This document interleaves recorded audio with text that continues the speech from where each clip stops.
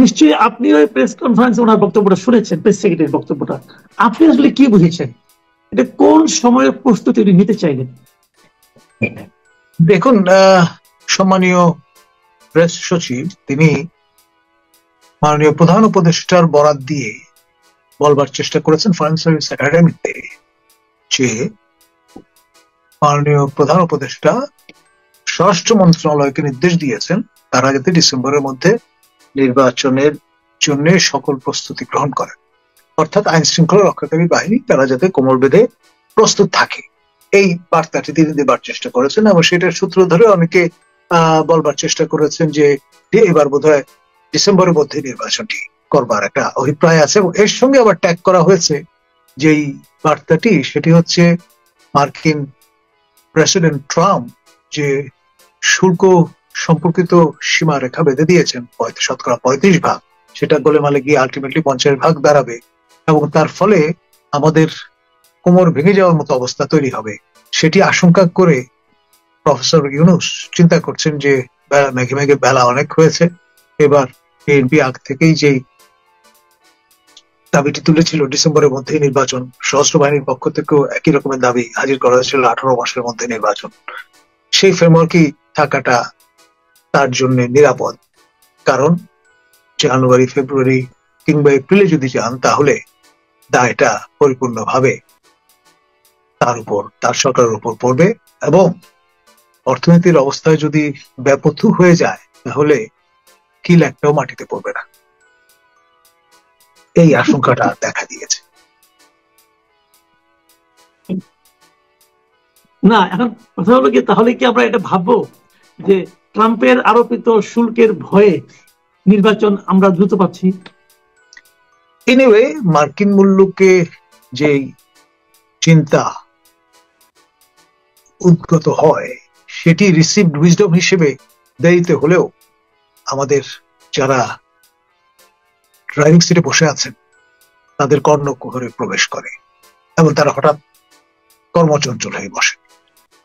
আমি অনেক পেছনে চলে যেতে চাই এই নিরিখে, সেটি হচ্ছে এই 29 মার্চ 1996 তারিখে দুই মার্কিন সিনেটর যারা ফরেন রিলেশন কমিটির সদস্য ছিলেন সেই সময়ে, এবং এই দুজনই আবার তার চেয়েও 10 বছর আগে ফিলিপিনো কনটেক্সটে দায়িত্বপ্রাপ্ত হয়েছিলেন 5 শর্ত বিশিষ্ট একটি টার্মস অফ রেফারেন্স রচনা করবার, তার উপর ভিত্তি করে ফিলিপিন্সে ক্ষমতার পালাবদল ঘটেছিল। আমাদের এখানটাও 29 মার্চ 1996-তে যে 3 শর্ত বিশিষ্ট টার্মস অফ রেফারেন্স প্রণয়ন করে দিয়েছিলেন তার উপর ভিত্তি করে পরদিন সরকার পদত্যাগ করেছিল এবং সবার অংশগ্রহণমূলক একটি নির্বাচনের ক্ষেত্র প্রস্তুত হয়েছিল 12 জুন 1996 তারিখে। একই বছর দুটি নির্বাচন আমাদের প্রত্যক্ষ করতে হয়েছে, একটি 15 ফেব্রুয়ারি ষষ্ঠ সংসদ নির্বাচন, একটি 12 জুন সপ্তম সংসদ নির্বাচন। আর মাঝখানে আপনার এই রাজধানী শহর ঢাকা হয়ে উঠেছিল প্রাচ্যের এমন একটি নগরী যেখানে চারটি মেইনস্ট্রিম পলিটিক্যাল পার্টির 4টি মঞ্চ বিদ্যমান ছিল: জনতার মঞ্চ, জাতীয়তাবাদী মঞ্চ, কেয়ারটেকার মঞ্চ, জাতীয় মঞ্চ।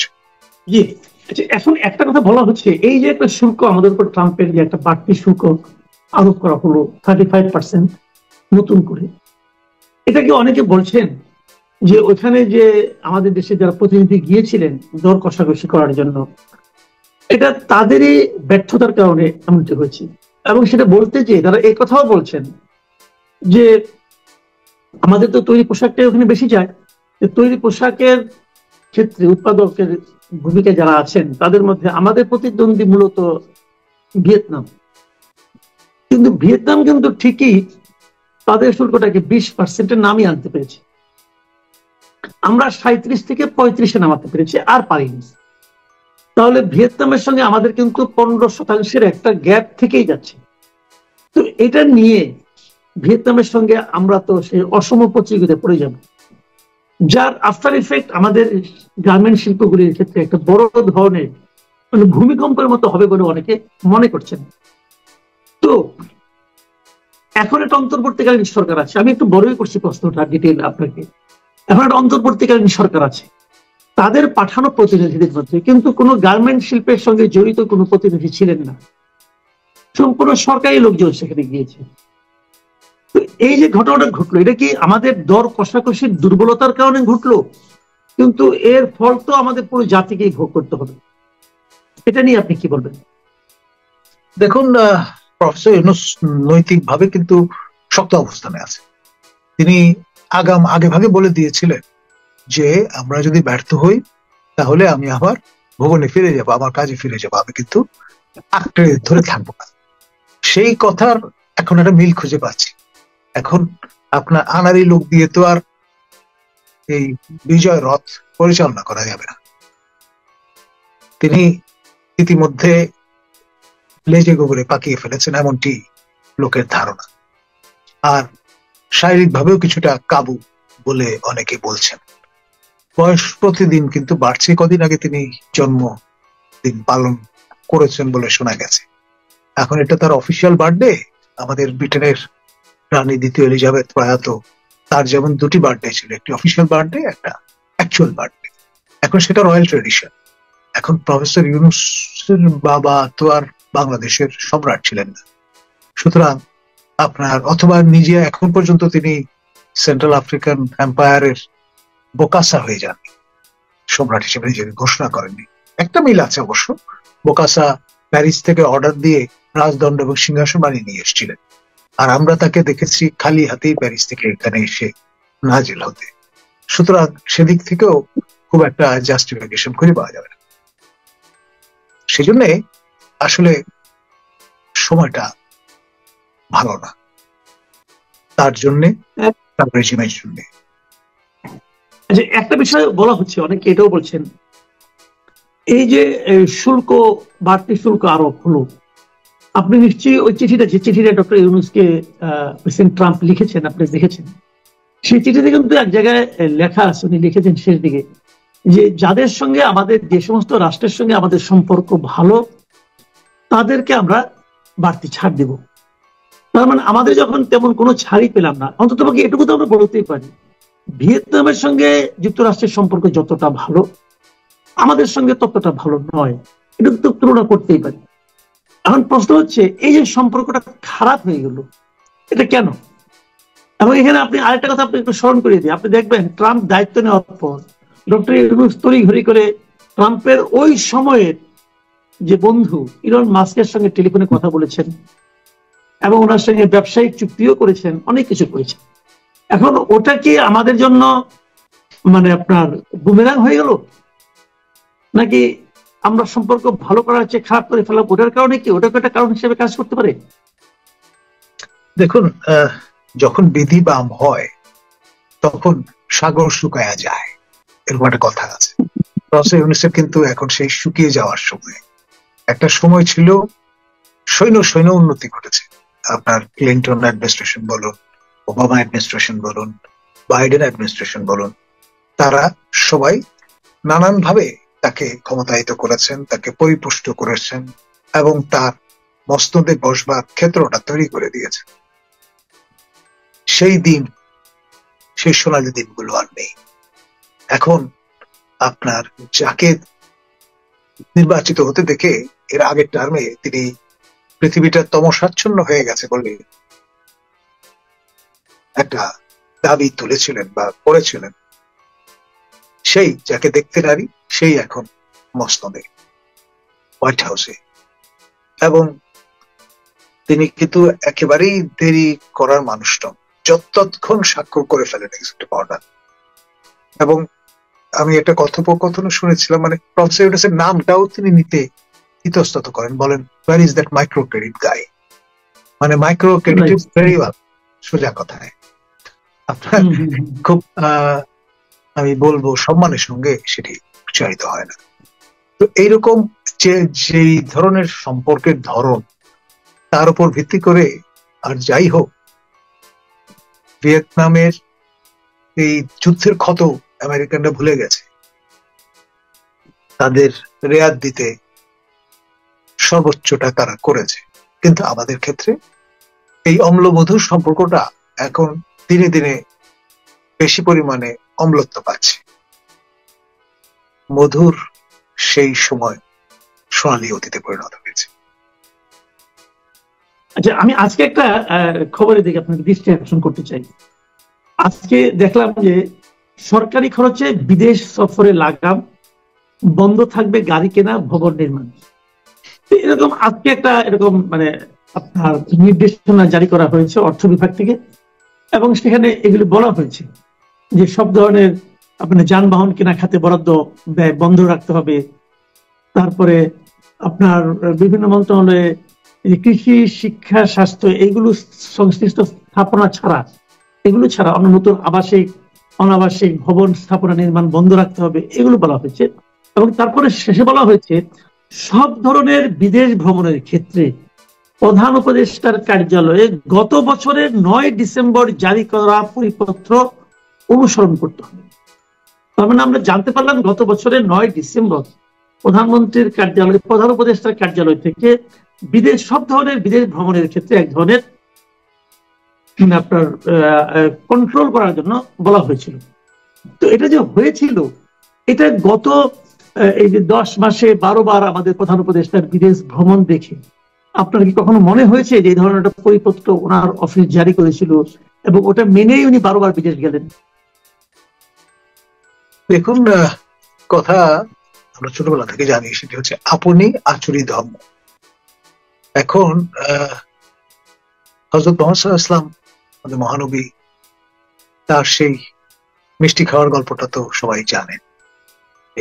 একজন পিতা তার অপ্রাপ্তবয়স্ক সন্তানকে সঙ্গে নিয়ে যখন তার কাছে এসে নালিশ করেছিলেন যে তাকে কোনোভাবে মারানো যাচ্ছে না, তিনি মিষ্টত্ব পছন্দ করেন সেই নাবালক মানুষটি, পরে আমাদের মহানবী কিন্তু তাকে তাৎক্ষণিক কোনো নির্দেশনা দেননি, কিছুদিন পরে আসতে বলেছেন। এবং আমাদের নবী করিম সাল্লাল্লাহু আলাইহি সাল্লাম তিনি নিজে যেহেতু মিষ্টি পছন্দ করতেন, সময় নিয়ে সেই অভ্যাসটা পরিত্যাগ করেন। তারপর যখন সেই বালক এবং তার পিতা এসে হাজির হন, তখন তিনি সেই সামনটি দিয়েছিলেন। এখন প্রফেসর ইউনূস তো আমাদের মহানবী, আমাদের হযরত মুহাম্মদ সাল্লাল্লাহু আলাইহি ওয়াসাল্লামের সেই যে প্র্যাকটিস, তাতে বিশ্বাসী নন। তার ফলে একজন ভালো উম্মত হিসেবে সেটি প্র্যাকটিস করবার কথা তিনি মনে রাখেন। জি, আমি এখন শেষ যে ইস্যুটাকে আলোচনা করতে যাচ্ছি সেটা হলো, আজকে বিবিসি একটা রিপোর্ট করেছে যে সাবেক প্রধানমন্ত্রী শেখ হাসিনা, ওনার একটা ফোন আলাপ তারা আজকে ফাঁস করেছে এবং বলেছে তারা নিজেরা এটা চেক করেছে যে আসলে ওনারই কণ্ঠ, ওনারই ফোন আলাপ। এবং সেখানে সে গত জুলাই অভ্যুত্থানের সময় ছাত্র জনতার অভ্যুত্থান দমন করার জন্য সরাসরি লেথাল উইপেন ব্যবহার করার জন্য উনি আদেশ দিয়েছেন। তো আমরা সবই জানি, আমরা প্রধানমন্ত্রী অনেকে জানি, কিন্তু তারপরে আওয়ামী লীগের কেউ কেউ বলতেন যে এই ধরনের কোনো নির্দেশ উনি দেননি কখনো। তো এটা, এই খবরটা দেখে আপনার কাছে কি মনে হচ্ছে? দেখুন, পাবলিক অর্ডার ম্যানেজমেন্ট যে আপনার স্টাইল আমরা এখানে ফলো করে থাকি, তা পরিপূর্ণভাবে যদি প্রতিপালন করতে হয়, তাহলে আপনার ইনএইড টু সিভিল পাওয়ার হিসেবে যখন সশস্ত্র বাহিনীর কাজ করে, তারা একরকম ভাবে তাদের যে প্রশিক্ষণ সেটির অনুবর্তী হয়। আর যারা সশস্ত্র বাহিনীর মতো নিয়মিত বাহিনীর নন, বেসামরিক বাহিনী, তাদের প্রশিক্ষণটা ভিন্ন রকমের। ফর এক্সাম্পল পুলিশ, তারা মূলত ছত্রভঙ্গ করার জন্য প্রথমে ওয়ার্নিং শট আপনার ব্যবহার করা, আপনার ব্লাস্ট ফায়ারে যান না। এটি একেবারে গ্রামারসম্মত বিষয়। আমি যখন মিলিটারি একাডেমিতে প্রি কমিশন কোর্স করছিলাম, তখন আমাদের এই বিষয়টি পরিষ্কার করে বোঝানো হয়েছে। সুতরাং এটা নিয়ে কোন রকমের সংশয় নেই। এখানে মাননীয় সাবেক প্রধানমন্ত্রী তিনি কোন কনটেক্সটে কিভাবে কোন বক্তব্য রেখেছেন সেটা আসলে বুঝতে হবে। বিবিসি আপনার যুধিষ্ঠির কিংবা আপনার বাইবেলের আপনার জনক এরকম ভাবার কোনো যুক্তি আছে বলে মনে করি না। এটা কলোনিয়াল একটা মাইন্ডসেট থেকে আমরা কিন্তু এই ধরনের মানসিকতা লালন করি। পাকিস্তান যখন অকুপেশনে ছিল আমাদের এই 9 মাসে, তখন ঢাকায় আমরা দেখেছি একটি বয়ান স্টিকারের মতো করে সব জায়গায় হাজির করতে, ক্রাশ ইন্ডিয়া উইথ বিবিসি। খেয়াল করে ইদানিও কেউ কেউ কখনো এই ঘটনাটির পরে বিবিসির কেন এটি ছোট করে আপনার অ্যাব্রিজড ভার্সন হাজির করলো, কেন পরিপূর্ণ পূর্ণাঙ্গ আপনার ভার্সন আমরা পেলাম না, এইসব কারণে আহাজারির মধ্য দিয়ে এই আবারও ক্রাশ বিবিসি ধরনের কথাবার্তা অনেকে আমি দেখেছি সোশ্যাল মিডিয়ায় বলেছে। তো আসলে এই মাইন্ডসেটটা থেকে আমাদের বেরিয়ে যেতে হবে। বিবিসি অফকোর্স একটা অথরিটেটিভ সোর্স, সেটা কোনো সন্দেহ নেই, কিন্তু আপনার কনটেক্সটটা বুঝতে হবে। না বুঝে একটা বিশেষ কনটেক্সটে একজন ব্যক্তি আরেকজন ব্যক্তির সঙ্গে কিভাবে কেন এই কথাবার্তা বলছেন সেটা না বুঝে আপনার একটা কনক্লুশন ড্র করাটা বোধহয় ঠিক হবে না।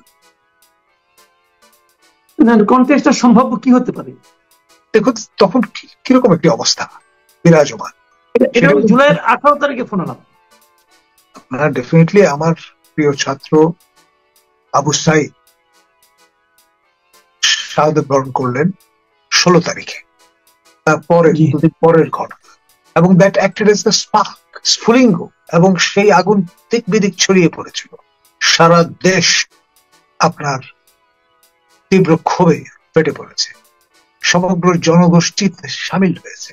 সেরকম একটি অবস্থায় আপনি যে কোনো নির্দেশনা দেবেন সেটি হবে আত্মঘাতী, এবং এখানেও ব্যাপারটি তাই ঘটেছে বলে আমার ধারণা। জি, অনেক ধন্যবাদ, অনেক ধন্যবাদ জনাব প্রফেসর ডক্টর নাজমুল হাসান কলিমুল্লাহ। আপনার বিভিন্ন বিষয়ে আপনার আজকে যে খোলামেলা এবং সংক্ষিপ্ত বক্তব্য পাওয়া গেল, আমি মনে করি আমার দর্শকরা এটাকে পছন্দ করবেন। এই দর্শক, আপনারা শুনলেন ডক্টর নাজমুল হাসান কলিমুল্লাহর বিশ্লেষণ। আপনাদের কেমন লাগলো আমাদেরকে কমেন্টে লিখে জানাবেন। আপনারা সবাই ভালো থাকবেন। এখন এই পর্যন্তই।